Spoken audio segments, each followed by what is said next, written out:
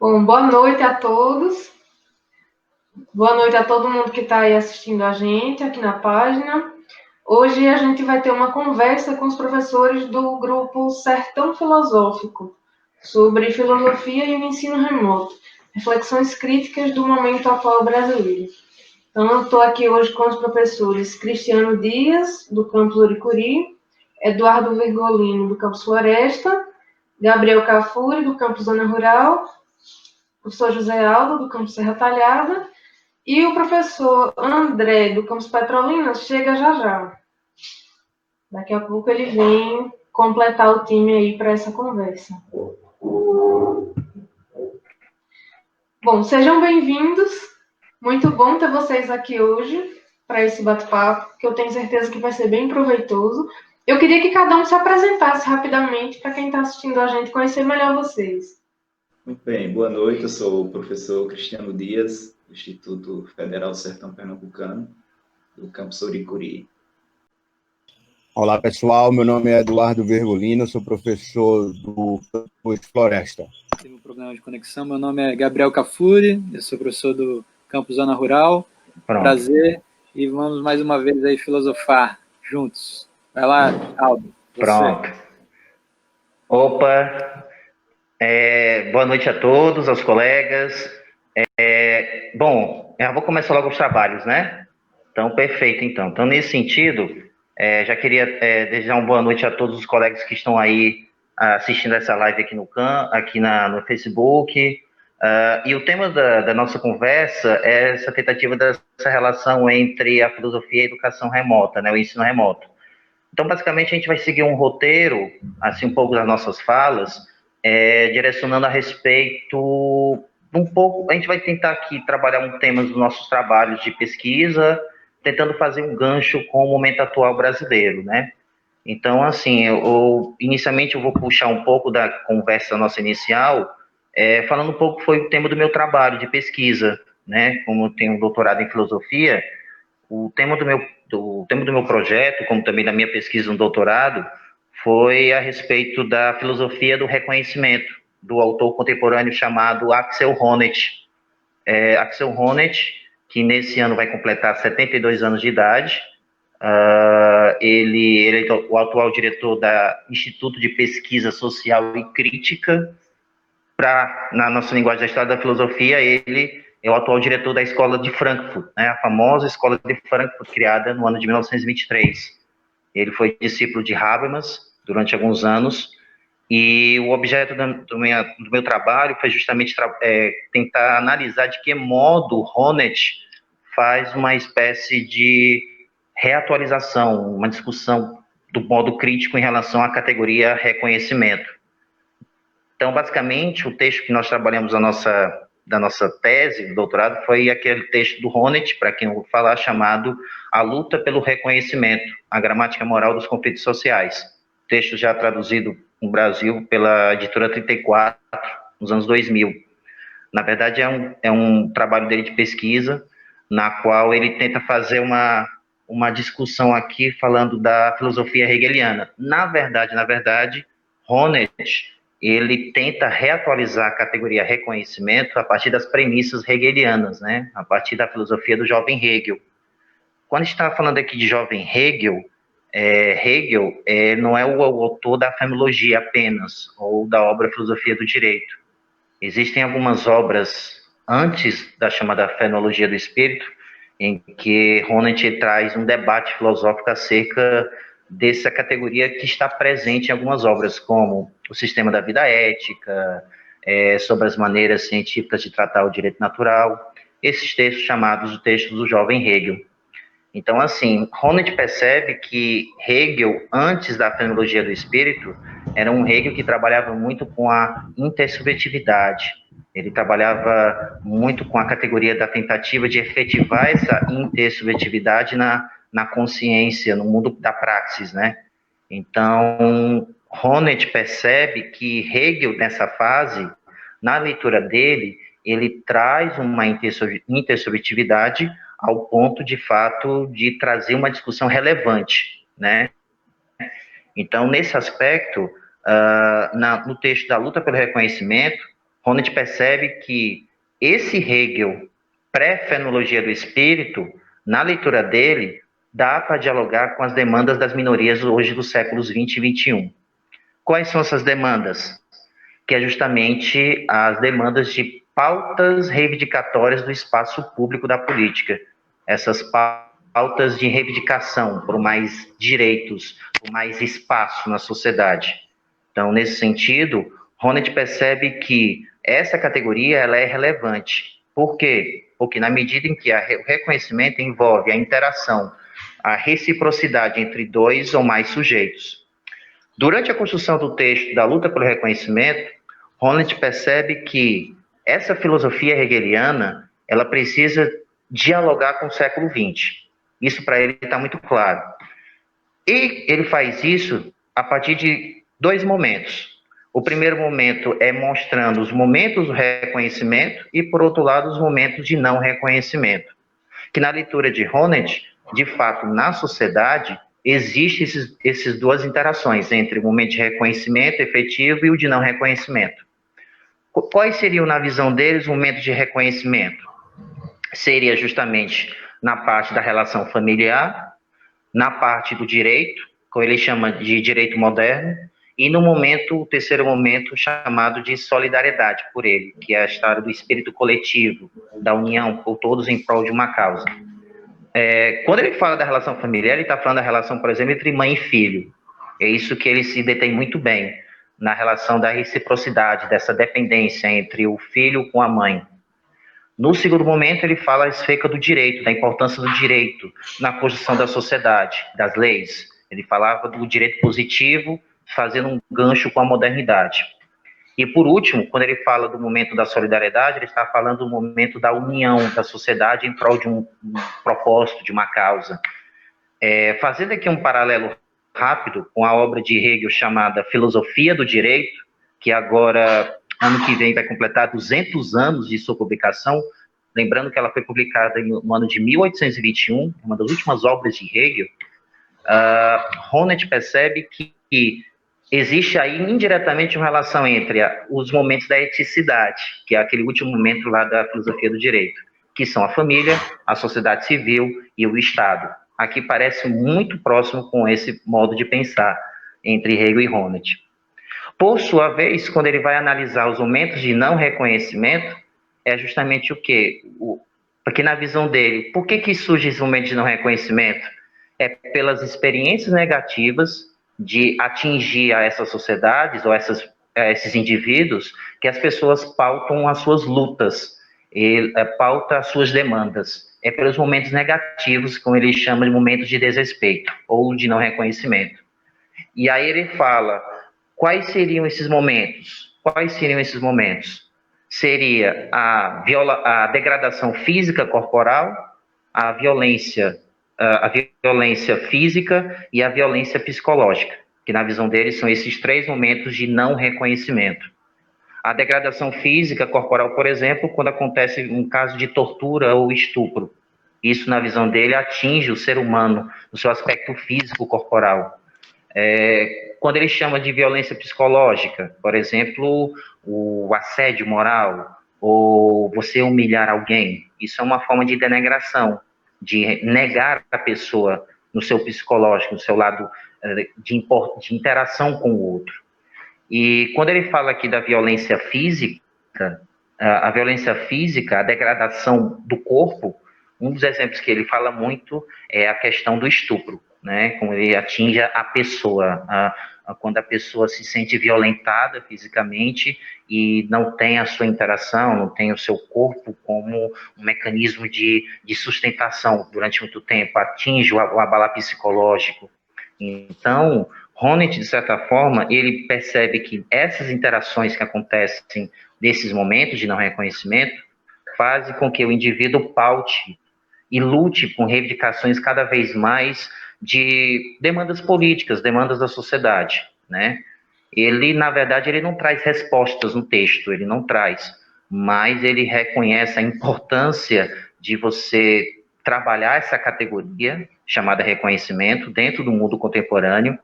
Ele traz essa discussão a partir de uma leitura dele da Escola de Frankfurt E fazendo um gancho com o tema da nossa conversa em relação a esse assunto, é que a grande demanda da sociedade é a busca de ter direitos, é a pauta, como ele coloca, a pauta das minorias, né? Hoje em dia você tem muita força, vamos dizer assim, essa demanda da sociedade de buscar pautas para que elas sejam respaldadas na sociedade por essas reivindicações. E uma dessas reivindicações é você ter direitos, é você lutar para ter direitos, né? Então, nesse aspecto, quando você tem uma situação de falta, quando você tem uma falta do acesso ao ensino, e seja ele presencial e mesmo à distância, é problemático. Por que é problemático? Porque as interações entre o professor e o aluno se perdem, né? A questão do ensino remoto, existem até pesquisas que colocam que pode ser uma tendência ao futuro mercado de trabalho, à futura relação social, da relação entre o trabalhador com o empresário, né? Existem até pesquisas que colocam na faixa de 20% a 30% das pessoas utilizando esse serviço home office, mas, por outro lado, as interações intersubjetivas, essa questão do reconhecimento, ela se perde. Você não tem o contato diário, você não ter essa ideia do pertencimento à empresa, ou mesmo à escola, né? Às vezes esse distanciamento acaba, vamos dizer assim, acaba castrando, eliminando os afetos, acaba eliminando essas interações, né? Aqui todo mundo está com saudade dos seus alunos, está todo mundo aqui com saudade de ver os seus entes queridos, os seus parentes, e a falta dessa interação, dessa interatividade, acaba gerando, vamos dizer assim, uma sociedade meio que amorfa, né? Ou seja, uma sociedade seca, sem mediações, sem esse contato com o outro, né? Aqui eu faço aqui menção ao texto do Paul Ricoeur, que ele faz essa análise desse percurso do reconhecimento, dessa falta dessa relação entre o eu e o outro. Então, assim, dessa falta desse contato, o eu e o outro acabam se distanciando a tal ponto de que as coisas se tornam mecânicas, eletrônicas, à distância, e isso é muito perigoso. Perigoso pela falta dessa conectividade, dessa interação. Porque, assim como a nossa área, o conhecimento, ele vive de interação, ele vive de busca cada vez mais de contato entre o mundo, com a sociedade, com as pessoas.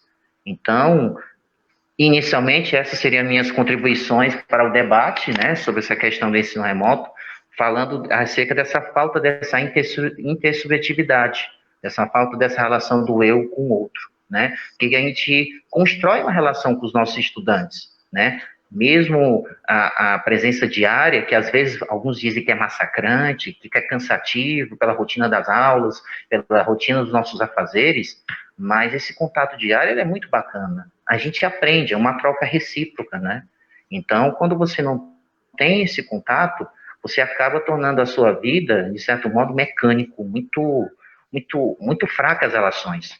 Então, inicialmente, pessoal, seriam essas minhas considerações sobre o tema, né, da proposta em si, relacionar a Axel Honneth com a questão do reconhecimento. Eu falei um pouco do meu trabalho, que eu desenvolvi na tese do doutorado, com esse momento atual do ensino remoto, né? E acho que é isso. Professor, quando você coloca essa questão do não reconhecimento dessas situações você falou de assédio, falou de estupro, essa situação de ensino remoto, ela faz emergir essa desigualdade social de uma forma mais escancarada, né? Quando a gente vê nas pesquisas, nos levantamentos, quantos alunos de fato têm acesso à internet, às tecnologias de ensino remoto, e quantos ficam aí à sombra, né, de todos esses recursos. E isso acaba criando, eu imagino, uma situação de não reconhecimento, de ausência desses direitos nessas pessoas nesse momento, você não acha? Perfeito. Se a gente for considerar, vamos aqui falando pela leitura do artigo da Constituição, do artigo 207, que fala que a educação é um dever do Estado e um dever da família. quando você não dá essas condições materiais para o estudante ter esse acesso, fica realmente complicado você ter esta mediação de um ensino de qualidade, né? Também é complicado também, isso aqui Ronald coloca como um momento de desrespeito na parte da denegação do direito. O que é a denegação do direito? É essa negação da individualidade dentro desse ser que é universal, que é a ideia do homem esclarecido, quando ele não tem acesso a essas ferramentas, né? Muitos estudantes nossos têm equipamentos eletrônicos simples e não têm esse acesso sofisticado à tecnologia, né? Nem mesmo nós, professores, podemos ser, da noite para o dia, youtubers, no sentido de que a gente tem que preparar uma aula show ao vivo, com aquela câmera, com aquele posicionamento e tal. A gente faz na medida que é da nossa realidade, das nossas limitações, né? É complicado, sabe, Gabriela? É complicado. Esses momentos de desrespeito que atingem aos nossos indivíduos é muito difícil. Essas mediações são difíceis de a gente trazer uma solução, né? Porque qualquer caminho que a gente vai seguir são escolhas que trazem implicações muito sérias, sabe? Muitas pessoas acabam colocando como se a disposição das aulas, a oferta das aulas à distância fosse somente gravar uma aula e jogar na internet ou transmitir aquela aula ao vivo, mas na verdade tem toda uma programação pedagógica e de recursos, de organização da aula, materiais, que são específicos para esse meio, né? Que não é simplesmente gravar a aula que você daria na sua sala física e jogar na rede. E aí escancaram uma outra deficiência, que seria de uma formação mais voltada para esses recursos online, né? É porque a nossa formação, Gabriela, antes de você convir comigo, a nossa formação de humanas, ela envolve muito com a interação, muito com o feedback com os estudantes, né? O que os alunos sentem, né? Para que a gente possa trabalhar com futuros encontros, com novos recursos, mesmo trazer novos diálogos, e com o distanciamento, fica uma coisa meio que, não digo superficial, mas fica meio robô, entende? Meio eletrônico. Por um lado é bom? Claro, a tecnologia vem nos favorecer, mas o excesso, a nossa colocação aqui é o excesso, fica complicado, entende? Sim. A Camila estava pedindo aqui para falarem, quando forem citar alguns autores, falarem o nome mais devagar, porque ela não é da área e está com dificuldade de entender. Então, Axel Honneth, a indicação da nossa conversa é Axel Honneth, Axelhonneth, Axel Honneth, alemão nascido no século XX, tem 72 anos, tem como texto principal dele a luta pelo reconhecimento, a gramática moral dos conflitos sociais. Referência do nosso trabalho aqui de agora. Joia, obrigada. É a minha vez, Gabriel? Muito bem, pessoal. Sim. Boa noite para todos que estão nos assistindo. Gostaria de saudar, de modo especial, os professores que participam deste debate e também a Gabriela, que está fazendo a mediação. Pois bem, a minha fala, ela consiste em fazer um confronto entre a cultura medieval e a contemporaneidade, nos acontecimentos dos nossos dias atuais. E eu vou basear essa minha exposição numa obra literária, um texto de Umberto Eco, que é bem conhecido, né? O Nome da Rosa. Umberto Eco é um filósofo, escritor italiano, tem vários títulos, tantos outros títulos. Ele morreu há pouco tempo, né? Em 2016. Então, a obra O Nome da Rosa, ela é ambientada no século XIV. portanto, o fim da Idade Média, o fim da escolástica.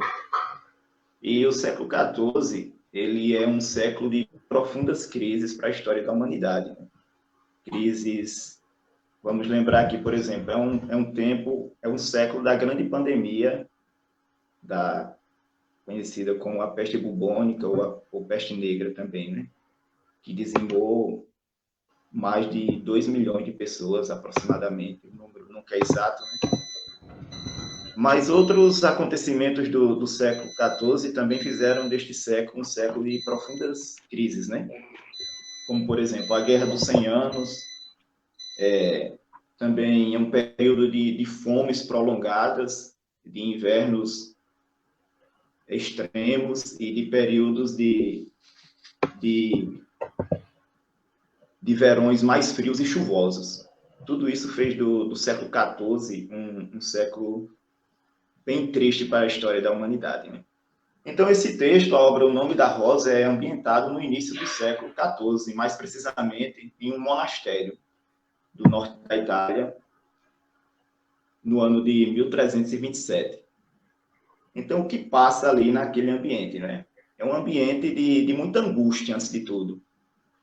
É um ambiente tenso, um ambiente de ansiedade, de medo e de morte.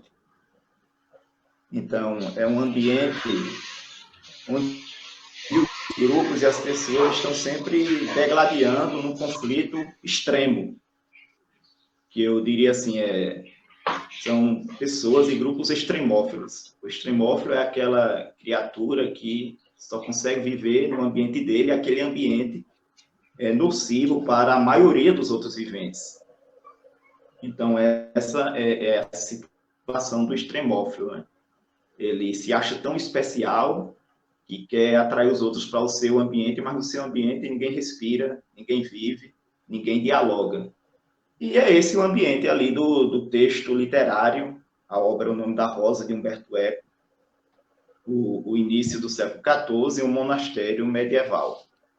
Vou apresentar, então, alguns grupos que lutam por suas ideologias, seus espaços e seus objetivos, né? Muitas vezes objetivos de ganância, de ambição. Falando dos personagens, por exemplo, tem um personagem que é Guilherme de Baskerville. Guilherme ele representa o grupo dos religiosos franciscanos, apesar de ser uma congregação bem diversificada. No caso do personagem Guilherme, ele representa uma visão mais aberta, dentro daquele ambiente extremo, até fanático e obscuro, né? Guilherme é um pouco mais racional, muito ligado à ciência, né? Ele se diz discípulo de Roger Bacon, de Marcílio da Pádua, de Guilherme de Ockham. Então, ele representa ali uma vertente diferente, né? E em confronto com ele está outro personagem, que é o guardião da biblioteca, que se chama Jorge de Burgos, né? Jorge é aquele que detém o controle do conhecimento, só tem acesso à biblioteca quem ele quiser, e as obras, alguns livros são considerados proibidos.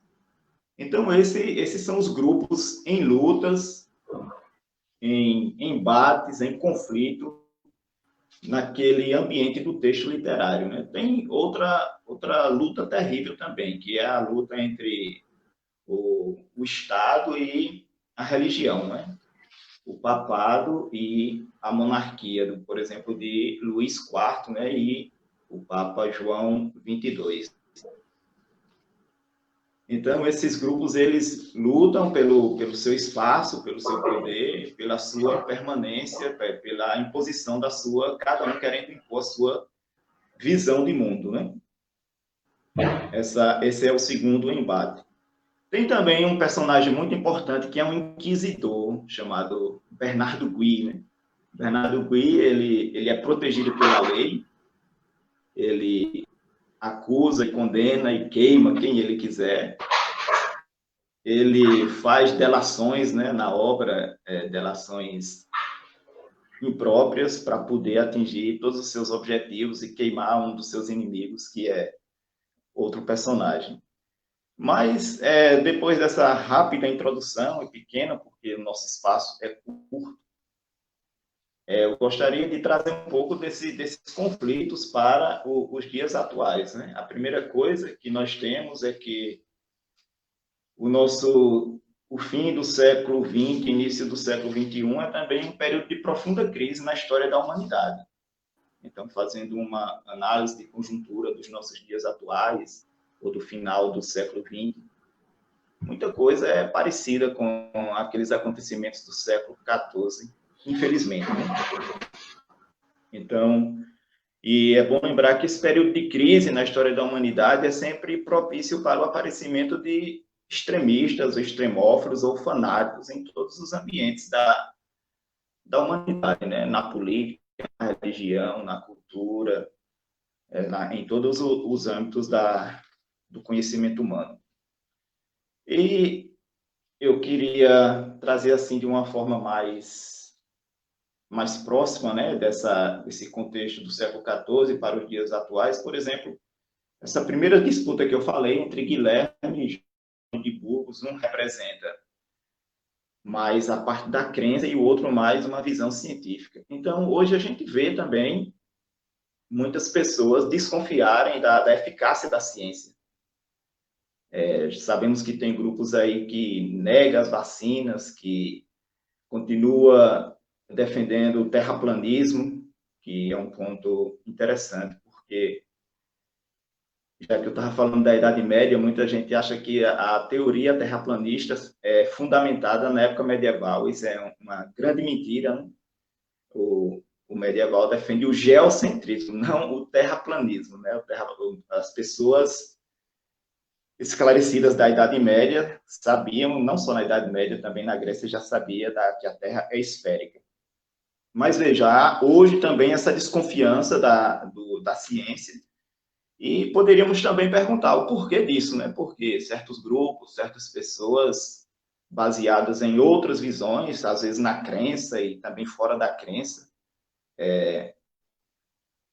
negam a eficácia do conhecimento científico. E talvez uma resposta parcial esteja também na própria forma da ciência ter agido durante a história, né? É por isso que eu insisti aqui no termo de extremo, extremófilo, porque em alguns momentos também a ciência agiu de modo totalitário, negando as outras formas de saber. Basta lembrar aí do Círculo de Viena, né? O neopositivismo, quando diz que todas as outras formas de saber são sinnlos, né? Sem sentido. Então, aquela questão de que todo extremo é perigoso, né? Quando a ciência também se posicionou de forma extrema, de forma até talvez debochante em relação às outras formas de saberes, recebe como resposta esse outro grupo extremo. Então a gente vê aí essas lutas parecidas com aquela medieval, né? Do final da Idade Média, do século XIV, a eterna luta entre conhecimento científico e crença religiosa. Outro aspecto interessante que parece ser atual é essa tentativa daquele personagem que eu falei, né? Jorge de Burgos, que é o guardião da biblioteca, que controla, e em nome da verdade fanática que ele tem, ele envenena, né? Então, o extremista é capaz de envenenar, é capaz de queimar os livros e de matar. Então, o período de crise que surge esses extremófilos, a pior coisa, é claro, é o sofrimento e a morte de pessoas. Outro tema que parece bem atual dos nossos tempos também é essa relação entre a fé e a política. Eu acho que a gente acompanha os jornais todo dia e vê cada vez mais a influência e a infiltração de posições religiosas dentro do Estado laico, né? O Estado laico, não estou falando aqui de Estado laicista, nem estou dizendo que as religiões não têm um espaço dentro da política. né? Se a gente vive uma democracia, lugar de debate, de diferenças, todos devem ter voz, espaço e direito. Mas o que acontece é essa grande influência de tal modo que esses grupos com intenções religiosas, não talvez com uma verdadeira intenção religiosa, porque a boa religião ela tem a contribuir com a política, mas estão ganhando espaço para defender seu próprio interesse, seu poder, seu crescimento próprio, né?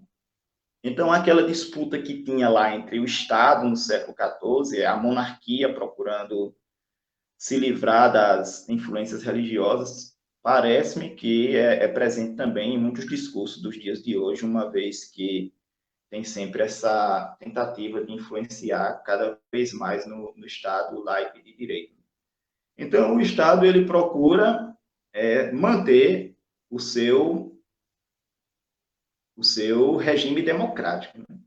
Fica, então, essa disputa. E claro que essa disputa causa mal aos dois lados, né? E principalmente ao povo.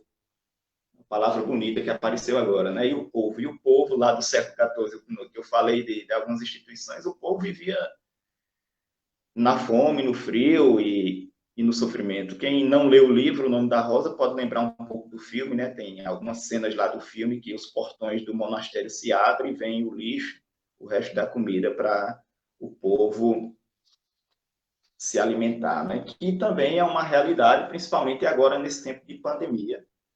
Essa dor e esse sofrimento, eu falei da pandemia da peste negra e, infelizmente, hoje também a gente vive nesse período de pandemia, de medo, de dor e tanta gente aí sofrendo sem um emprego e sem esperança, né? Porque a pergunta que a gente faz, e o que esperar depois de tudo isso? Não parece ter assim, caminhos claros nem seguros, né, para os próximos tempos. Então, era isso, né? Em resumo, fazer esse confronto entre aquela época medieval do século XIV, apresentada ali na obra O Nome da Rosa de Humberto Eco, os nossos dias atuais, fazendo esses encontros e desencontros, podendo ter alguma conclusão parcial depois, né? Obrigado. Joia. Professor, a gente vê aí ao longo da história vários momentos em que essa disputa entre a ciência, a religião e o Estado foi mudando de posição, né? A gente vê momentos em que a igreja se sobrepõe, vê momentos em que a ciência se sobrepõe, depois o Estado se sobrepõe. Será que a gente está revivendo? Pelo que você falou, a gente imagina que esses ciclos estejam se refazendo num momento como esse, né? A gente vê aí novamente a ciência sendo questionada, sendo colocada de lado, e uma briga mais acentuada entre religião e política. O que é que essas experiências históricas anteriores podem nos apontar aí para um futuro? Tem como conciliar essas linguagens, esses interesses? Então, a possibilidade de conciliação é sempre possível. Agora, a atualidade, como eu vejo hoje, eu vejo apenas o início da crise, né? Pelo que aconteceu no século XIV, podemos ter aí, talvez, para ser pessimista, né, 100 ou 200 anos de piora da crise, né? Para vir um renascimento, uma coisa de equilíbrio. Acho que vai demorar, porque esses grupos de extremo, eles estão apenas começando as suas atividades. E acho que não vejo caminhos de equilíbrio para os próximos anos.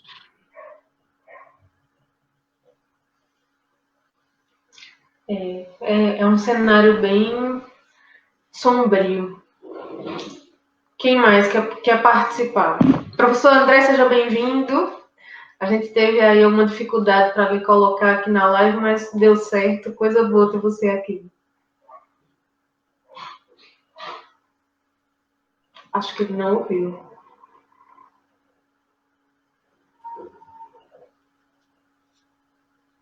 Tá bom. Então, vamos lá. Vocês, então, me dão uma resposta, tá bom? Ok. Então, como eu falava, eu vou mudar um pouco aqui o que eu tinha pensado, né? Vou mudar um pouco aqui o que eu tinha pensado e dar seguimento à discussão sobre conjuntura, né, e sobre a questão do ensino à distância, algumas problemáticas que foram colocadas, e tentar olhar um pouco para o contexto da pandemia e também falar um pouco sobre as questões econômicas que estão imbricadas a toda essa problemática, né?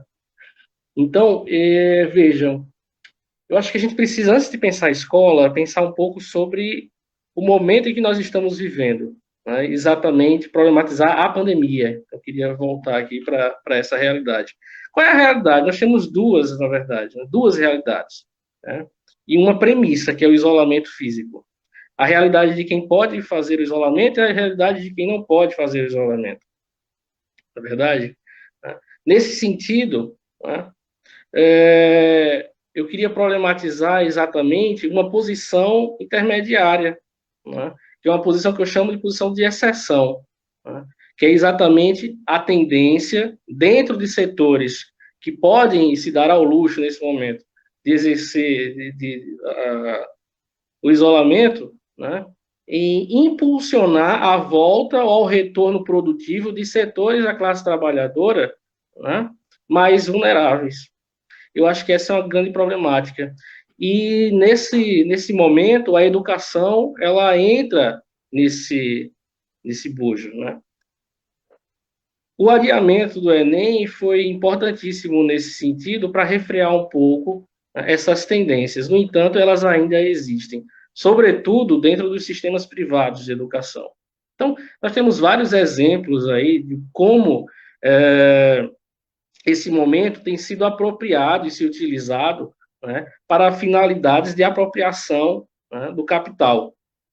Nós temos o exemplo, por exemplo, do grupo Laurent São Paulo, né, que habilitou, né, de uma forma remota computadores para substituir os professores, né? Nós temos outros exemplos, né, que também corroboram a ideia de que, lembrando aqui a famigerada frase do ministro Salles, né, a boiada vai passar, né, como ele falava na reunião ministerial. Eu acho que a gente tem que estar de olho exatamente para que essa boiada não passe, né, na nossa realidade, pelo menos, já que a escola hoje é um espaço de resistência, né? Então, vejam, nós temos uma realidade que é bastante complicada ao mesmo tempo, né, diante dessa realidade, porque algo que eu acho que a gente não pode negligenciar, né, é a questão do ensino, né, apesar da situação, né? Outra questão que a gente não pode fazer de conta que ela não está aí, né, é a realidade das possibilidades que as mídias digitais oferecem para a educação. Então, eu estou numa posição de nos apropriarmos dessas mídias digitais, né, e tentar, né, utilizá-las ao nosso favor, né, ao favor da educação pública de qualidade, gratuita, né, porque, nesse momento, essas ferramentas e essa discussão, ela está nas mãos, exatamente, daqueles grupos que estão contra o ensino público, né, que desde 2018, desde 2016, nesse contexto de golpe, né, já se colocavam com um projeto contrário à educação pública, né? Então, eu acho que a emergência é a gente se apropriar disso, não negar essa realidade, se apropriar dessas ferramentas e dar respostas, né, do nosso ponto de vista, libertárias para essa realidade, né? Então, é um desafio imenso que se coloca, né? Ao mesmo tempo, a realidade ela é bastante dinâmica, a realidade ela está impulsionando, né, uma aceleração dessas ações, né, o que me faz pensar em um outro ponto que eu queria problematizar com vocês, que é a nossa relação com o tempo, né? Porque, veja, que tempo é esse, afinal de contas, ao qual nós estamos submetidos? A filosofia ela oferece vários pensamentos, várias ideias interessantes para pensar a questão do tempo. Eu queria chamar a atenção aqui, aproveitar o espaço, né, para citar um filósofo que eu acho importante, que é Henri Bergson, né? Bergson coloca uma dualidade entre o nosso tempo, que é o tempo interno, o tempo do humano, e o tempo externo, o tempo das coisas. Estou tentando simplificar aqui, né, diante dos nossos limites. Então, veja, eu queria pegar essa problemática, porque, afinal de contas, nós estamos submetidos, repito, a que tempo? Né? Qual é a nossa dificuldade, nesse momento, de entender as forças da natureza, a complexidade que é uma pandemia, e refrear o tempo, e parar, fazer o isolamento, sobretudo. E entender que a vida está em suspensa nesse momento, de alguma forma. Eu acho que essa atitude, que é uma atitude, dentro da filosofia, uma atitude talvez estoica, né? Muito cética também, né? Seria uma atitude muito cética, de entender esses limites, né? E fazer essa suspensão. Né? Poucas vezes na nossa história nós tivemos oportunidade de fazer essa suspensão, a suspensão desse tempo externo, né? E poder refletir. No entanto, nós estamos perdendo completamente essa oportunidade. Né? Estamos entregues a essa máquina de reprodução que não sabemos exatamente para quem ou por quê. Né? Nós estamos às cegas reproduzindo uma temporalidade que está nos matando. Né? Então, veja, hoje, com mais de 37 mil mortos, né, eu andei lendo alguns blogs, algumas questões, alguns comentadores, mas me chamou a atenção, né, um cara que eu sigo, Doutor Maravilha. Ele é um clínico geral de São Paulo, um cara jovem, acho da minha idade, 30 e tantos anos, LGBT, e que tem um canal, né, para a saúde LGBT e de minorias. Né? E ele falava uma coisa que me assustou muito. Ele falava o seguinte: da semana passada para cá, houve algum movimento que é midiático, que eu acho que tem tudo a ver também com os movimentos de desdobramento das ações governamentais, de relativização da situação a tal ponto que as pessoas estão chegando ao limite de se pôr, né, ao perigo, de relativizar a própria vida e se entregar à morte. Então, as frases que estão rolando é a seguinte: parece que ninguém vai escapar, já se passaram 3 meses, a situação é tensa, né? As pessoas estão empobrecendo cada vez mais, aquele colchão, né, material que possibilitou esses 3 meses em casa, está ficando fininho, daqui a pouco se esvai, apesar de algumas ações, como, por exemplo, o auxílio emergencial, que em si só, né, deve ser problematizado, inclusive em relação ao valor, às condições, enfim. Mas eu não queria entrar nisso agora, a gente não tem tempo. Então, para fechar, né, eu queria chamar a atenção para isso, para a gente debater também, né, chamar o alunado, o público a essa discussão. Né? Me parece que a gente está chegando num momento bastante agudo, né, que significa, em outras palavras, uma defesa da vida, né? Simples assim. Né? A gente não pode permitir que esses mecanismos que são ideológicos, a gente não pode permitir que esses mecanismos, né, ideológicos de relativização da vida ganhem espaço, né? Porque eles são extremamente cruéis, né, e extremamente perversos, né, com a população marginalizada, com a classe trabalhadora e a população marginalizada desse país, porque coloca a vida no limite, né, de tal forma que o cara começa a pensar entre morrer de fome ou morrer de Covid, percebe?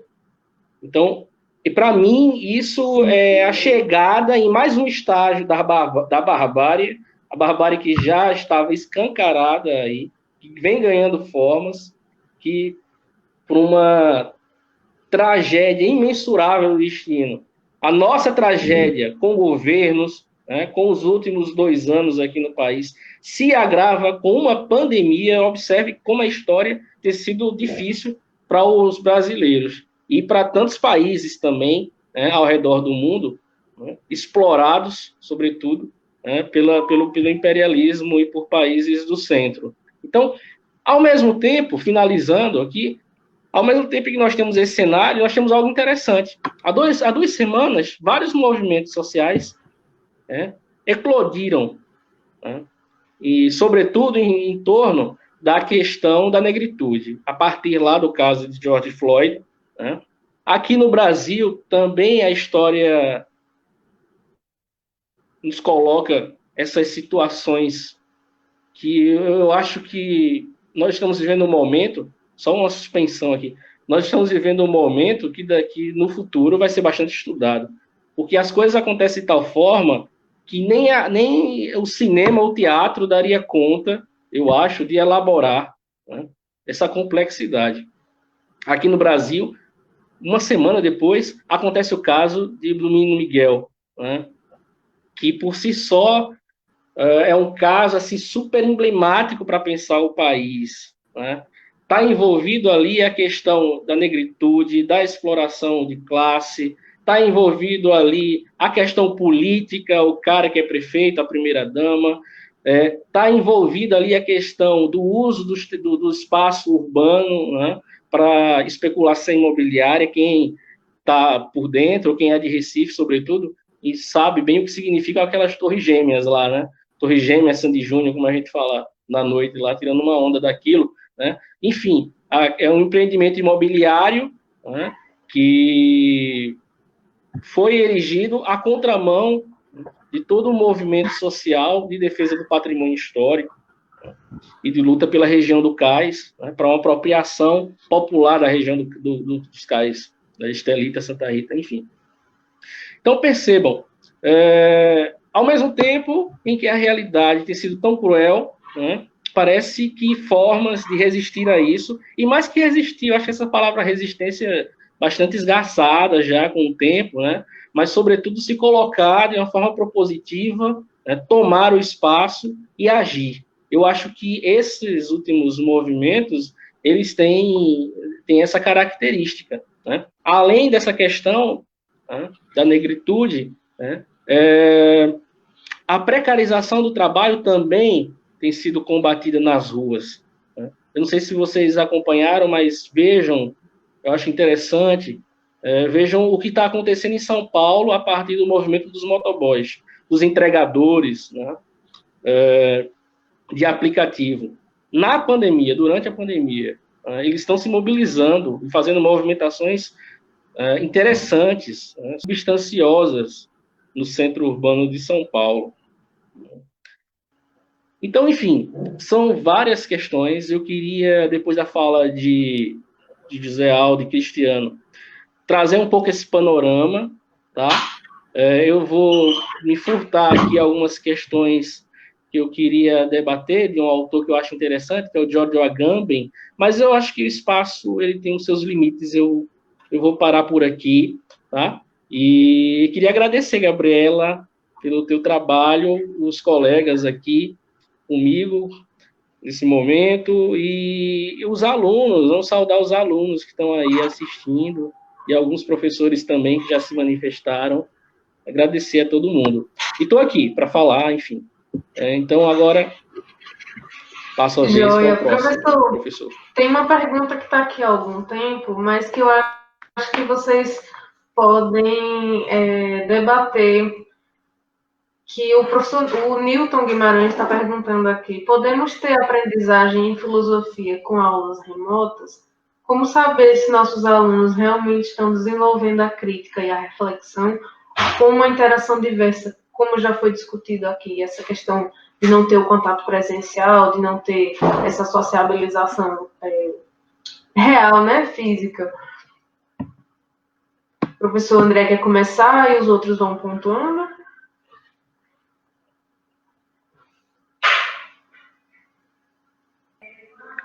É uma pergunta, Gabriela, uma pergunta boa essa do Milton. É uma pergunta boa, porque mesmo com a existência de ferramentas tecnológicas que indicam que você pode ter esse acesso a se o estudante tem ou já fez ou não a atividade, mas esse contato diário, acho que o mais interessante aqui é o contato diário, o olho a olho, tete a tete com o estudante.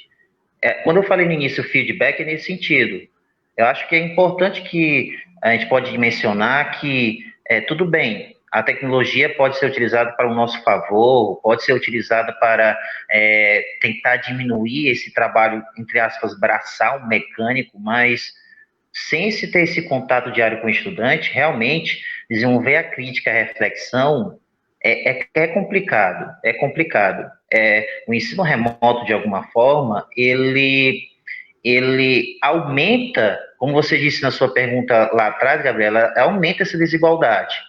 E a nossa área que envolve esse papel da criticidade, de desenvolver o pensamento reflexivo, fica realmente um pouco prejudicado. Fica assim. Agora, é claro que existem mecanismos tecnológicos que você pode ver, métodos avaliativos existem, né, em várias formas dessas plataformas. Mas o que a gente está tocando aqui é o papel da intersubjetividade, esse contato, tete a tete. Né? Essa é a minha colocação.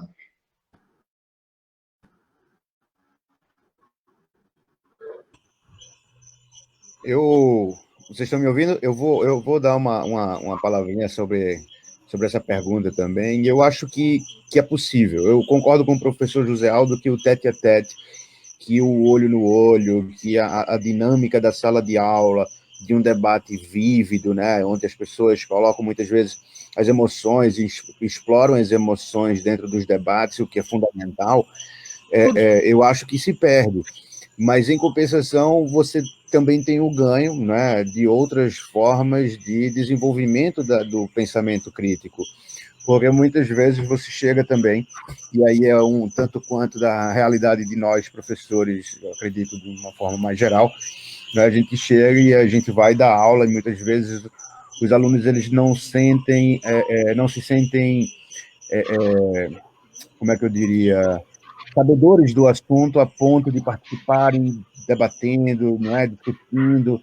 Então, quando você tem uma aula de filosofia remota, no caso, onde o aluno ele vai se cercar de si mesmo, não é, para produzir o pensamento crítico, e aí, quando eu li a pergunta e o José Aldo estava falando, respondendo aí, dando a contribuição dele, só me veio à mente um trabalho um livro do Thompson, se eu não me engano, que ele avalia ele critica e faz uma análise de um shopping, se eu não me engano, nos Estados Unidos, eu acho que em Washington, por ali na costa oeste dos Estados Unidos. E aí ele vai falando das escadas e como o espaço ele é criado para lhe prender, como o espaço ele faz com que você se sinta numa redoma, e fora dele, você não, e dentro na verdade, dentro desse shopping, você não vê a parte de fora.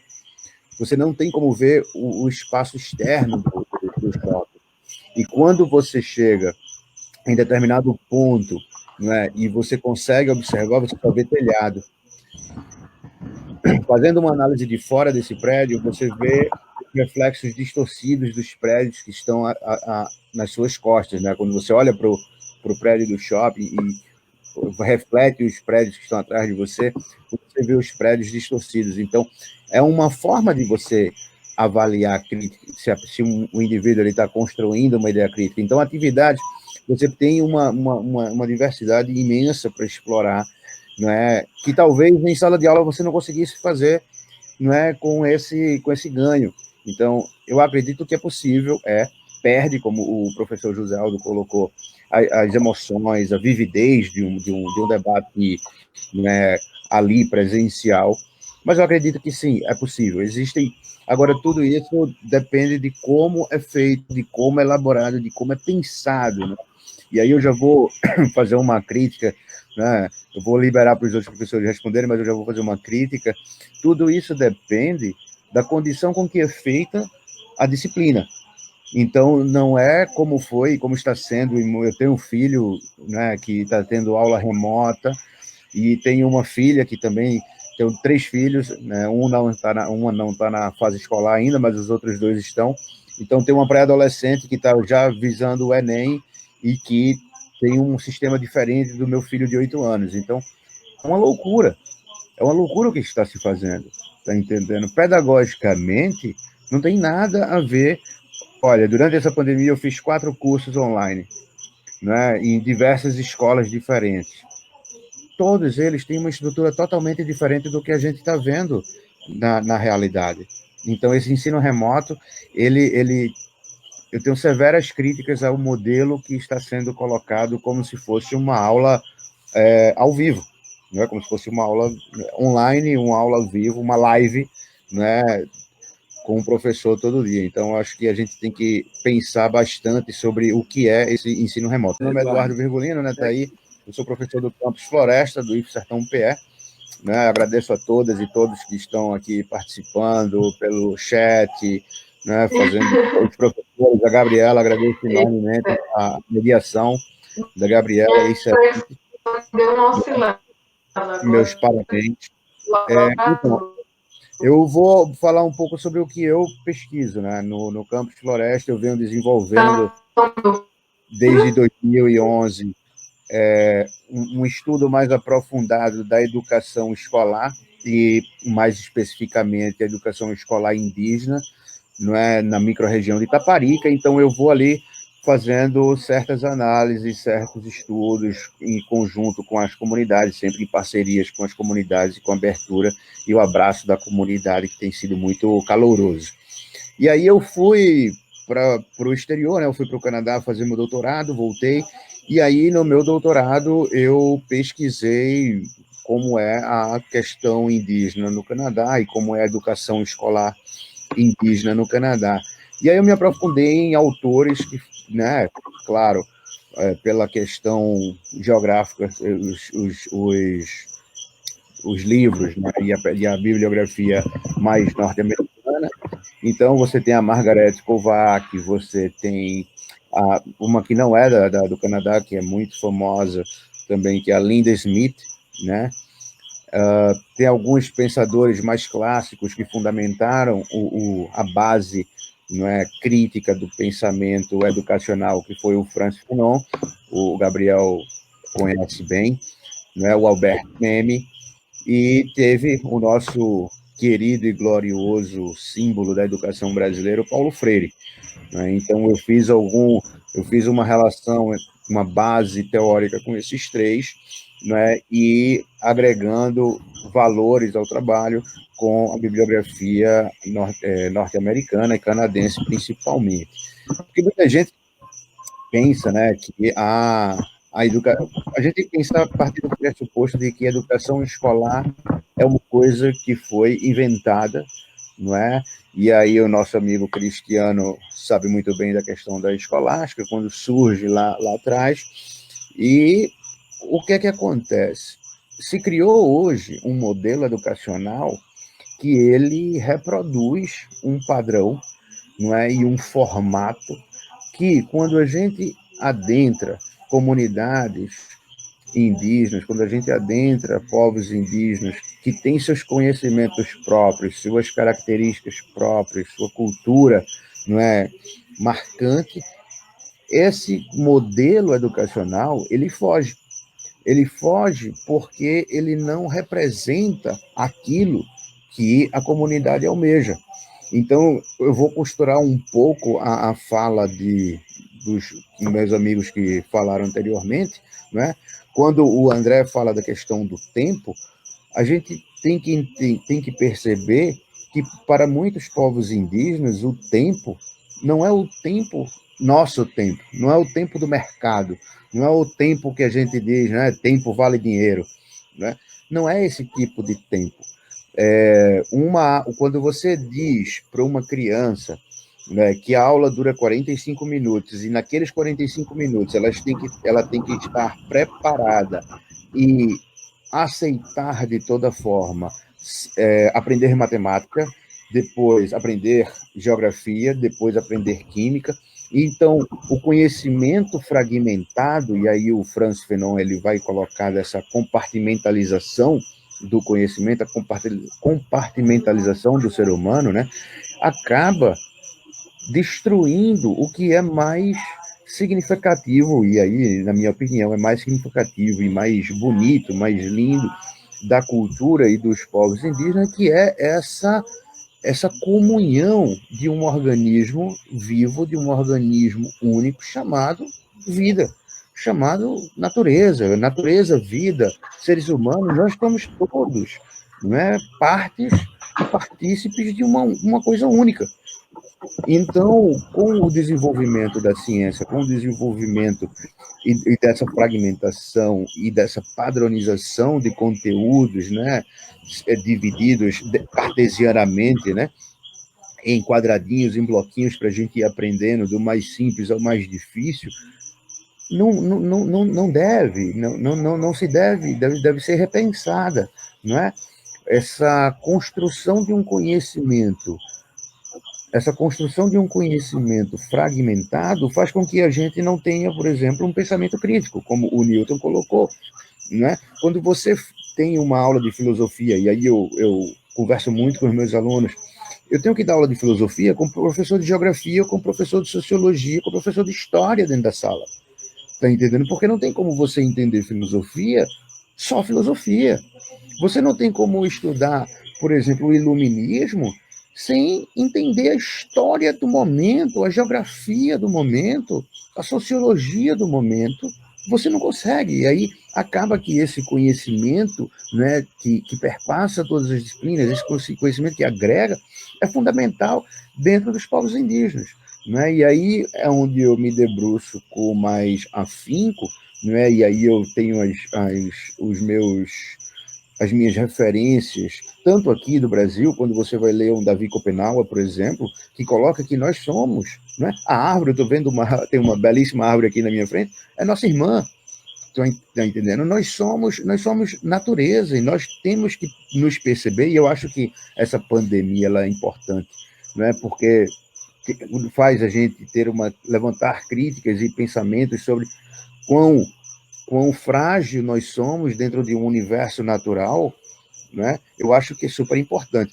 Mas, puxando o link para o tema do debate de hoje, que é o ensino remoto, como é que nós podemos pensar? E aí eu vi eu não me lembro quem foi, mas eu vi uma pergunta um comentário falando sobre a questão de que o ensino remoto é bom, ele quebra um galho, ele é interessante, ele pode ser desenvolvido, ele pode melhorar, mas a gente tem que lembrar que só 30% da população do Nordeste tem banda larga em casa. Isso, o estudo saiu em 2018, não faz muito tempo. Então, muita gente fala, mas o aluno tem acesso em todo lugar, ele vai para a praça pegar a internet. Você vai para a praça estudar? Você vai para a praça com seu celular, smartphone, estudar? Então, não é ambiente. Então, nós temos que parar para pensar, né, que fora das bolhas, né, sociais em que nós vivemos, existe um universo gigantesco. E nós não podemos universalizar perspectivas, e aí eu vou usar um neologismo, bolísticas, né, dentro da bolha. Eu não posso criar um universo que todo mundo é igual. É aquela velha história. Hoje se fala muito da questão do home office, né? O home office é maravilhoso, todo mundo em casa. Meu amigo, não é todo mundo que é solteiro ou recém-casado, e tem gente que tem 3, 4 filhos em casa, e que não é fácil, tá entendendo? Você tem milhões de coisas, você não tem 10 computadores em casa, um para todo mundo, não é? Então, assim, é difícil você organizar as coisas quando você para pensar fora. Então, eu, particularmente, em relação ao ensino remoto, eu acho que a gente tem que crescer muito.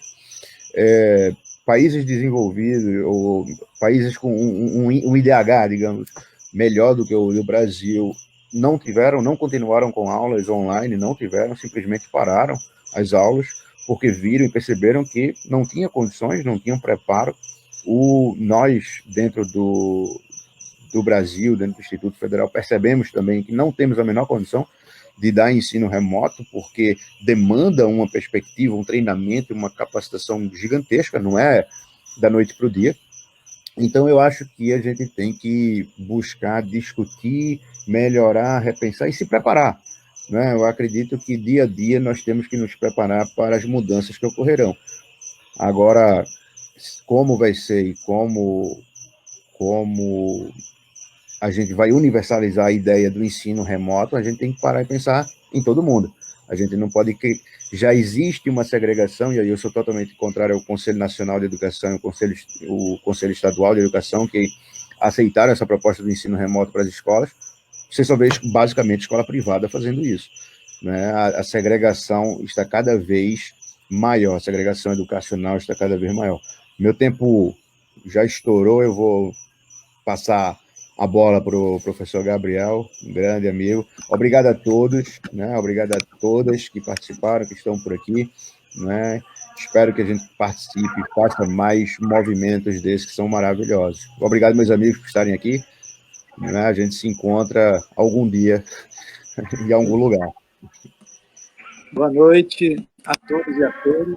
Vamos se encontrar, sim. Sim, já estamos nos encontrando aqui, vamos nos encontrar muitas vezes, com fé, no final dessa pandemia. Bom, eu sou professor do campus Petrolina, Zona Rural.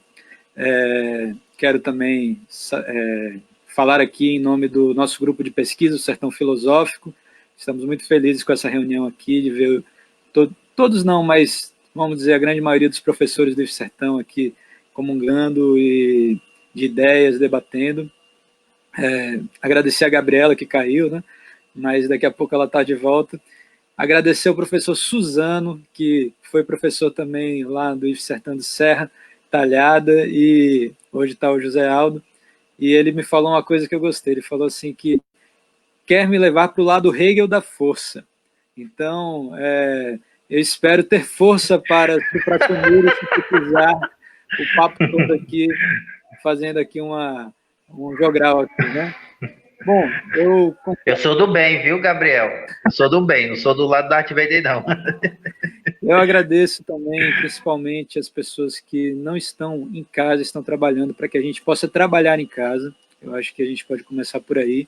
E eu começo a minha fala justamente falando sobre essa confusão entre o trabalho doméstico e o trabalho público, né, que a gente está vivendo com a questão do trabalho remoto, que não é a mesma coisa que EAD, é diferente. Eu sou professor de EAD, eu acredito no EAD, mas eu acho que a maneira como estão colocando para a gente o trabalho remoto é uma maneira, primeiro, sucateadora, depois é uma maneira em que abre portas para o Faturice, né, que inclusive foi finalmente mandado para o Congresso de novo. Por quê?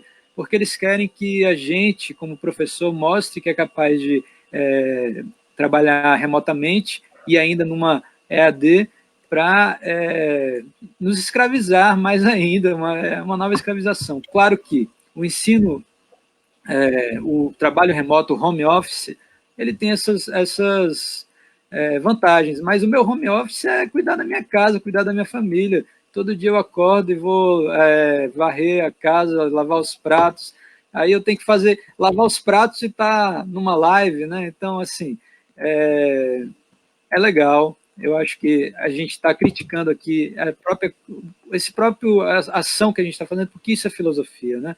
É filosofia por ver eticamente, e aí o José Aldo fala do Hegel e os momentos de eticidade, por ver eticamente essa questão.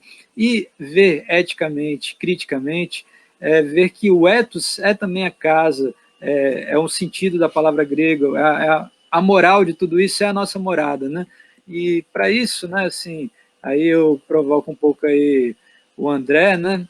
Eu trago um pouco de um filósofo que eu estudo, e que já falei para vocês, o Gaston Bachelard, filósofo francês, que era um inimigo conceitual do Bergson, apesar de ser um bergsoniano de esquerda, né? Que pois acreditava na descontinuidade do tempo e no tempo como instante, né? Então, em um instante a gente pode, nesses insights, conseguir fazer algo diferente, fazer a diferença, né? Bachelard escreve um livro chamado A Poética do Espaço, onde ele vai falar que na verdade ele fala naquele momento, né, que iria refletir sobre os valores da casa, a casa como um grande contra-universo, a casa como o lugar onde a gente pode entender a nossa psique, né? E eu tenho trabalhado muito nisso, né, em entender o meu trabalho doméstico, né? E interessante que Simone de Beauvoir, no Segundo Sexo, ela cita Bachelard, e eu até vou citar aqui ela dizendo assim: o lar, exatamente Bachelard, é uma espécie de contra-universo, o universo do contra, um refúgio, retiro, a gruta, o ventre, ele abriga todas as ameaças de fora, e é essa confusa exterioridade que se torna irreal. E é por isso que Simone de Beauvoir, ela fala nesse sentido que a luta do trabalho doméstico é a luta contra o mal, a luta onde a gente está o tempo todo limpando a casa e fazendo o que a gente tem aprendido com essa pandemia, que é lidar com a questão desse mal sanitário, esse mal que exige que nós estejamos sempre lavando as mãos, sempre cuidando de nós, né? Bom, agora, quebrando um pouco dessa questão da casa e passando a esse trabalho do home office como um ensino remoto, né? Eu acredito que a gente precisa entender como essa questão do home office está ligada à questão do desempenho, né? E como também, aí eu trago um filósofo mais contemporâneo, mais que está vivo, né? Que é o Byung-Chul Han, né? Que é um sul-coreano que está radicado na Alemanha, onde ele fala dessa questão da sociedade do cansaço, fala do fim da ritualidade e fala também de uma sociedade da transparência. E aí cito ele aqui, que fala: a sociedade da transparência é dominada por obscenidade da informação em um universo desatualizado. Então, essa questão de nos desnudar, né, da nossa casa para o mundo é uma questão que nos leva a essa sociedade do cansaço, né, onde a gente tem que desempenhar muito mais do que seria necessário no nosso tempo marcado, cronometrado, batido do ponto no ponto eletrônico lá, né, no nosso trabalho, né? Então, nesse sentido, eu acho que a transparência e a vida nua dá medo, né? A Mônica Mascarenhas perguntou, né? O sentimento do medo tem estado em todas as esferas, ciência política humana, na esfera pública e na esfera privada. Como tratar o medo nessa situação, né? Então, a gente tem medo justamente porque isso é um fruto do capital, do capitalismo, é o medo da economia, né? É o medo do endeusamento do Deus como dinheiro, né? Assim, então a gente tem medo por conta disso e por conta da saúde nossa e de todos, daqueles que já fizeram a passagem, dos que estão lutando aqui para sobreviver, né? Então, aí eu puxo o gancho mais uma vez aí do André, né, que eu estava falando no início, antes da gente começar a nossa live, que o Agamben, né, George Agamben, que tem sido muito polemizado atualmente, porque falou que a pandemia era uma grande invenção, mas que ressalta toda essa questão biopolítica que está sendo feita de dominação através das redes sociais, através das lives e através de toda essa especulação até sobre o próprio trabalho do docente, trabalho remoto. Então, ele escreveu recentemente um texto curto chamado Hacking dos Estudantes, e ele fala assim: exigir que o professor trabalhe remotamente ou em EAD é uma forma de fascismo, né? Assim, e aí a gente tem discutido muito sobre fascismo, racismo. Ele fala assim: 90% dos professores vão aderir a isso, mas os 10% que não aderirem serão lembrados na história, né? Então, assim, eu quero colocar aqui um pouco desses dois lados da moeda, também para provocar, no sentido de que a gente precisa, talvez seja irremediável esse movimento do trabalho remoto, mas a gente precisa estar à frente disso para questionar e criticar e não deixar que esse trabalho remoto domine a gente, né? Como eu tenho visto, porque eu estou lá participando das reuniões e tal, e aí eu vejo sempre um professor de uma hierarquia mais alta fala assim: não, mas a gente tem que mandar o planejamento tal, o planejamento não sei o quê, o planejamento não sei o quê, e vai viver planejando, e vai viver... Não, a gente tem que ser o ato, né? Aí é que está o instante é no ato que a gente faz, a educação se dá no ato, o tete a tete, como o falou, enfim, a possibilidade de a gente ter o contato, porque conhecer é ter contato, seja os contatos dos sentidos de olhar, de ouvir, de sentir, de saborear o saber, mas ter o contato também de conversar, de dialogar. Então, acho que é um pouco do que eu quero trazer, né? Então, o Lucas Matheus fala também, né? Que belo debate, parabéns. Gostaria de saber se é possível, se depois da pandemia a relação da educação com a tecnologia irá mudar. Já mudou, né? Seja em relação a novas ferramentas de ensino, pela própria questão do conhecimento em si. Acho que estamos todos aprendendo, nos adaptando a tudo isso. Bom, eu deixo aqui também, para não estourar o tempo, acho que os outros professores querem também falar um pouquinho para encerrar. Mas, mais uma vez, Gabriela, grato pela essa mediação aí. Hoje o tempo foi meio turbulento, mas a gente... Eu queria pedir desculpas a vocês, porque minha internet está horrível. Hoje já me deixou na mão várias vezes, inclusive esse é um dos problemas de qualquer desenvolvimento de atividade à distância. Será que a internet vai dar conta? Será que a gente vai conseguir trabalhar? Hoje ela me deixou na mão. Eu queria pedir desculpa para vocês, mas o debate foi muito rico, muito bacana. Massa, que bom, porque foi uma loucura.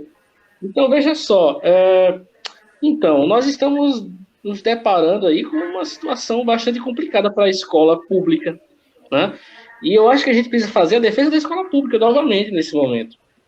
Porque, veja, essa questão colocada do ensino remoto, né? Eu não tenho nenhum, eu vou ser sincero aqui, porque as lives têm sido momentos de sinceridade, né? Pelo menos as boas lives. Eu não tenho nenhum entusiasmo com a EAD. Nenhum entusiasmo. Eu acho que essas tecnologias, elas podem ser utilizadas, e que bom que nós podemos lançar mão delas, né?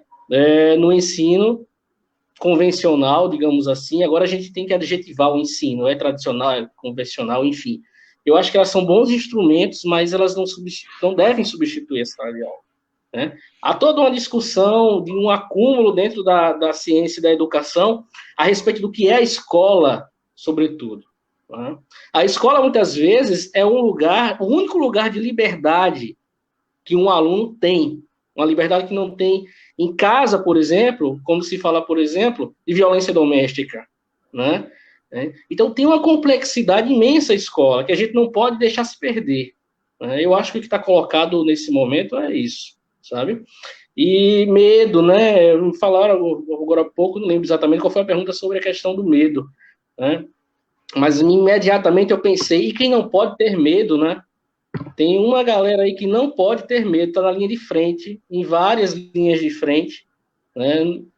A gente pode pensar na saúde, né? Mas eu nem queria pensar na saúde, porque a saúde está dentro do seu espaço de atuação, né? Mas quem está fora, né? E não pode ter medo, porque se tiver medo, não vive, né? Então, isso que eu estou falando, na verdade, estou me referindo à situação de miserabilidade de boa parte do povo brasileiro, né? Que não pode ter medo, esse povo não pode ter medo. E a gente também não pode ter medo, sabe? A gente precisa reagir nesse momento, né?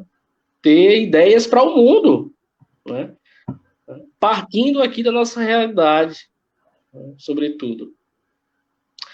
Então é isso. Eu queria que mais alguém falasse aí. Eu concordo com o André que a gente tem que... Desculpa que começou a cair um pé d'água aqui. Eu acho que a neve está chegando, a nevada. E aí eu tive que me abrigar dentro de casa, que eu estava lá fora. E aí eu tive que me abrigar porque estava ficando frio lá. De uma pedra de gelo caiu na minha cabeça. Mas eu acho isso, André. Eu acho que é importante a gente, como provocadores de conhecimento, né, geradores de conhecimento, a gente trabalhar nessa construção de um conjunto, né, teórico, de um conjunto de conhecimento específico para a realidade em que nós vivemos. Eu acho que dentro do IF Sertão PE, nós temos mesmo dentro do IF Sertão PE, nós temos uma diversidade muito grande de realidades em cada campo, né? Então, é difícil você construir, mas eu acho que é possível. É possível a gente ser os agentes da mudança e os agentes propositores de mudanças reais no ensino, nas metodologias e na educação como um todo. Eu acredito que... Eu digo isso porque em Floresta, eu trabalho lá em Floresta e já viajei, já rodei todos os municípios ali por perto, fazendo pesquisa, visitando escola, visitando comunidades rurais, urbanas, todo tipo.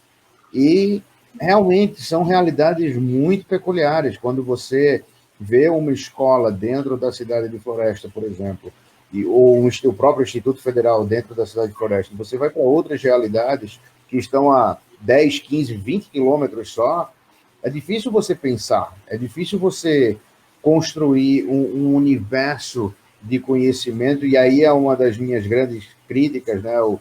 Recentemente a gente mandou aí, se Deus quiser, vai sair a revista, não é, especial com os professores de filosofia do IF Sertão, e é uma das duras críticas que eu faço é essa universalização do conhecimento, sabe? O aluno que pega o livro numa aldeia indígena, Aticum, ela pega o mesmo livro que o garoto do Rio Grande do Sul, tá entendendo? E isso é totalmente fora de contexto, totalmente fora de uma realidade, e que isso dificulta bastante. Isso dificulta bastante a construção do conhecimento, né? Quando você pega esse modelo educacional e coloca esse modelo educacional do IF Sertão, que é uma escola tecnicista, voltada para a tecnologia e para o conhecimento técnico também, e você vê que essa realidade é a mesma de povos indígenas no Brasil inteiro, fica difícil você pensar como construir, não é, como mudar. Eu acho que a gente precisa... A tecnologia, ela vem, e aí eu entendo a sua posição. Até um certo tempo eu era muito crítico também, eu ainda sou, né, muito crítico a essa tecnologia, porque eu parto do pressuposto de que não é para todo mundo. Se você não é universal, se a tecnologia ela não é universal, então você não pode querer utilizá-la como meio, como ferramenta para ensino que deve ser, né, universalizado para todo mundo. Então, eu sou muito crítico a esse modelo universal de educação, quando esse modelo universal ele não respeita as peculiaridades e as construções, né, específicas de cada região. E aí é muito fácil de você ver. Existe a lei que fala sobre o ensino o ensino da história afro, né, e indígena. Quais são as escolas que fazem isso? Quais são as escolas que você vê uma discussão, um debate duro e real sobre o assunto? Você não vê. Você não vê nas universidades, e aí meus colegas que fizeram filosofia nas diferentes universidades, a gente não discute filosofia indígena, a gente não discute filosofia negra, filosofia quilombola, não se discute. Por quê? Porque esse modelo europeu é um modelo majoritariamente perfeito, quando está se vendo que não é. Inclusive nas formas de enfrentar a pandemia, de enfrentar o tempo, de enfrentar a realidade, as relações intersubjetivas que o professor José Aldo colocou, é muito difícil a gente pensar, né? E aí eu acho que a gente precisa realmente ser agente e ator da construção do conhecimento dentro das nossas realidades. Bem, para contribuir à discussão dos colegas, eu vou pegar um pouquinho da fala do Eduardo e arremendar no seguinte tese, sabe, pessoal? É nos momentos de crise que surgem, de certo modo, as oportunidades de novas soluções alternativas, né? Eu percebo que, por um lado, se você aumenta cada vez mais essa construção solidária das pessoas, um ajudando aos outros, na medida de ter acesso às informações, porque é um direito nosso ter direito à informação, ter acesso à informação, né? Você querer renegar, por exemplo, os dados aí da saúde, ou querer maquiar os dados estatísticos, isso aí não é condizente com uma sociedade de Estado democrático de direito, para começo de conversa. Então, o direito à informação é algo básico, é algo estrutural de uma sociedade que se diz que defende a democracia, como a gente também, com as nossas ideias e posicionamentos, né? Eu acho que a fala do Eduardo foi muito interessante nesse sentido de sermos agentes, né? E o professor, e aí eu pego um pouco a fala do Deleuze, viu, Gabriel? Do Deleuze ele tem um texto que ele fala sobre educação, e às vezes ele diz que, o Deleuze falando que às vezes o professor, às vezes quer aparecer mais do que o estudante, né? E o Deleuze diz, não, o ótimo professor, na visão dele, é aquele que deixa o estudante pensar por conta própria, de ele ser independente, né, de que ele pode seguir o seu próprio caminho. O professor cabe dar o norte, né, dar o norte no sentido de o estudante saber qual é o caminho que ele vai desenvolver com o passar do tempo. Mas, às vezes, a gente tem essa necessidade de querer mais aparecer que o estudante. Eu vejo do seguinte modo, a troca, eu defendo, é por isso que eu estou batendo muito nessa tecla na minha conversa aqui, da questão dessa reciprocidade, desse contato tete a tete, desse contato da intersubjetividade, Porque a presença da sala de aula, quer queira, quer não, melhora os nossos afetos, né? Eu ouvi um colega meu na faculdade falar que o bom professor não é aquele que sabe muito, mas é aquele que é amigo do estudante, é aquele que compreende as deficiências daquele menino, daquela menina, que entende aquele menino que passa por uma dificuldade pessoal, não para ele passar o estudante, ao contrário, mas de entender a situação dele, né? E, de certo modo, a tecnologia, ela afasta essas mediações, né? Essa questão do, tudo bem, as atividades remotas, o ensino remoto vem aí para tentar dar essa tentativa de facilitar a relação de ensino-aprendizagem, né? As ferramentas digitais pedagógicas, né?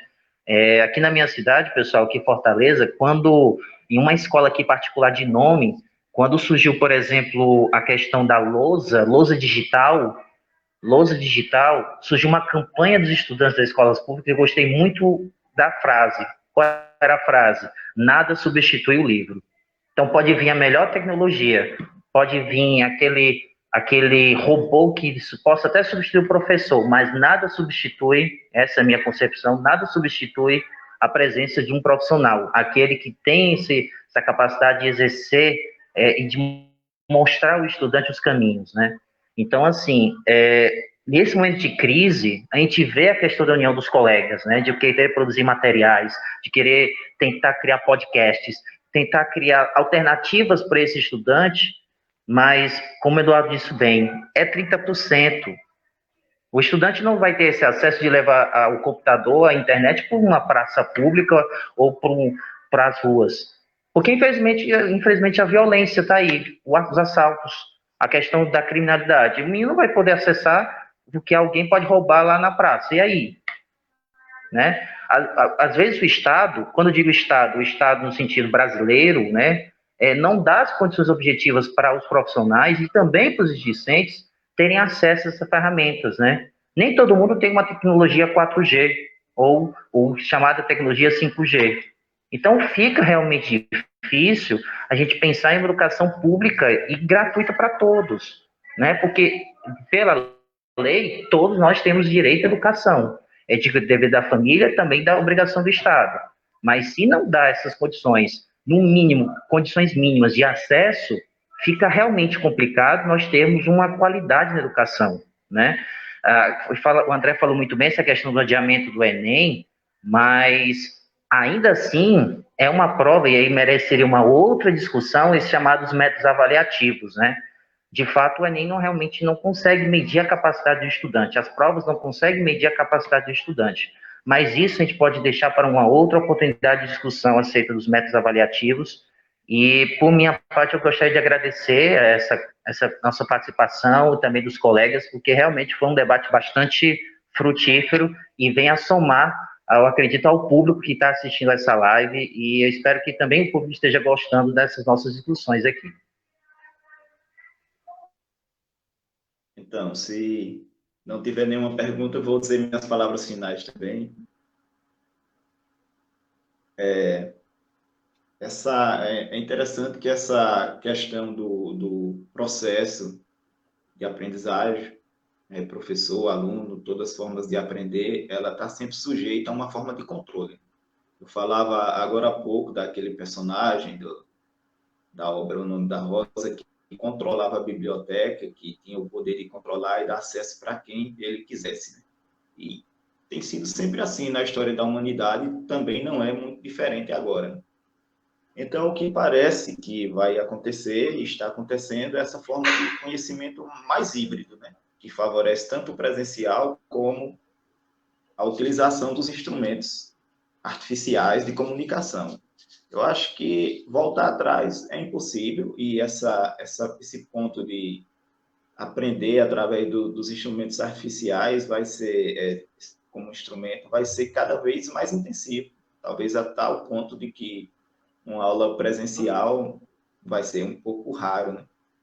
Mas por trás disso, o que vai ter é um grupo de estruturas que vai ganhar com a venda dos instrumentos para o ensino, a aprendizagem. Também não é só isso que possibilitaria um aprendizado mais humano, porque depende também da cultura. Basta lembrar aquela palavra paideia dos gregos. Então, se aprende não só na escola e com o professor, mas com a cultura inteira. E não parece que a gente tem encaminhamentos para uma cultura humanista, né? Então, são esses os pontos. Essa forma de educação híbrida, ela tem uma forma de controle e está sempre focada no controle do poder, do lucro, principalmente, né? Esses 3 pontos, né? Poder, lucro e controle. Infelizmente, funciona assim. E a questão de mudança é bem delicada. Bom, então, também agradecendo aqui nas palavras finais, como eu compartilhei no meu perfil também essa live, um ex-aluno meu, Elton, falou assim: meus queridos, gratidão por nos oportunizar momentos como este. Particularmente, creio que as tecnologias têm seu locus e utilidade, mas jamais substituirá a escola, a sala de aula. Todavia, não vejo a escola como algo separado, uma realidade distinta da vida. Numa perspectiva meio aristotélica, a escola é vida, escola, vida e cidade estão aí, uma ideia de escola sem muros mesmo. Então, nessa perspectiva de escola sem muros, eu retomo aí também a perspectiva que o Eduardo falou, e também o próprio Cristiano, e que o Lucas também, na sua pergunta, fala assim, o que vai ser? Eu acho que o que vai ser da EAD, para elas, ou do trabalho remoto, ou do home office, para ele, pelo menos na filosofia, se humanizar, é justamente retomar essas filosofias africanas, indígenas, e até conseguir ver, como a gente que estuda filosofia medieval na universidade, luz nas trevas, né? A gente tem que procurar ver luz nas trevas nesse momento, para a gente conseguir realmente aprender com o presente e não repetir os mesmos erros que nós já tenhamos tido, né? Assim, então, vamos agora fazer não vou dizer uma nova filosofia, mas vamos estar cada vez mais atentos aos acontecimentos para fazermos a diferença, e eu acho que esse é um momento para isso também. E aí eu coloco mais uma vez uma frase do Bachelard que eu gosto muito, que diz assim: não é a escola que deve ser feita para a sociedade, mas é a sociedade que deve ser feita para a escola. Cada sociedade desenvolve em si um método de ensino, um método de educação, que não é necessariamente de escolarização. Às vezes a gente tem que se desescolarizar um pouco para entender os princípios e, vamos dizer, a essência da educação, que é o que a gente todos queremos e sabemos que é a solução, a educação, para mudar, para mudança, para transformação. Muito grato, pessoal.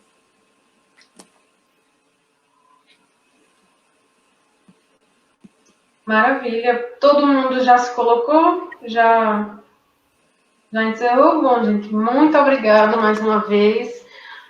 Mais uma vez, me desculpem pelos problemas de conexão, mas eu acho que a discussão conseguiu fluir bem e pelos comentários aqui, todo mundo achou bem proveitoso, conseguiu fazer uma reflexão legal acompanhando aí as falas de vocês.